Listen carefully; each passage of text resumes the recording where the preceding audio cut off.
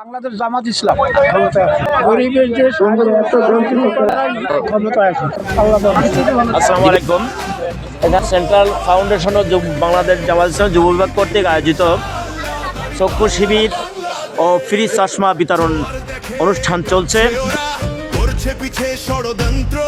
দর্শক দেখছিলেন বাংলাদেশ জামাত ইসলামী কর্তৃক আয়োজিত শেল্টার ফাউন্ডেশন ও নৈহাটি যুব বিভাগ কর্তৃক ফ্রি চক্ষু সেবা প্রদান ও চশমা বিতরণের কার্যক্রম। জামাতের এমন উদ্যোগে খুলনা ৪ আসনের জনগণ অনুপ্রাণিত হয়ে এবং পরবর্তীতে এমন সেবার ধারাবাহিকতা অব্যাহত রাখতে আগামী জাতীয় নির্বাচনে জামাতকে রাষ্ট্রীয় ক্ষমতায় দেখতে চায়।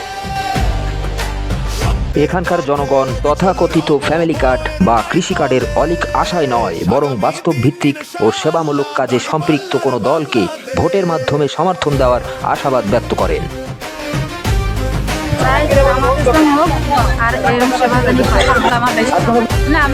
খুলনা ৪ আসন এলাকার নৈহাটি স্কুল মাঠে জামাত মনোনীত সংসদ সদস্য প্রার্থী অধ্যক্ষ মাওলানা কবিরুল ইসলাম স্বয়ং উপস্থিত থেকে এই কার্যক্রম তদারকি করেন। এলাকাবাসী এই দায়িত্ব পালন করার কথা ছিল সরকারের বা রাষ্ট্রের। আজকে রাষ্ট্র আমাদের সেই মৌলিক চাহিদা পূরণ করতে ব্যর্থ হয়েছে। বাংলাদেশ জামাত ইসলামী এদেশে এমন একটি কল্যাণ রাষ্ট্র প্রতিষ্ঠা করতে চায় যে রাষ্ট্র মানুষের খাদ্য, বস্ত্র, বাসস্থান এবং চিকিৎসার মতো মৌলিক অধিকারগুলো পূরণ করবে।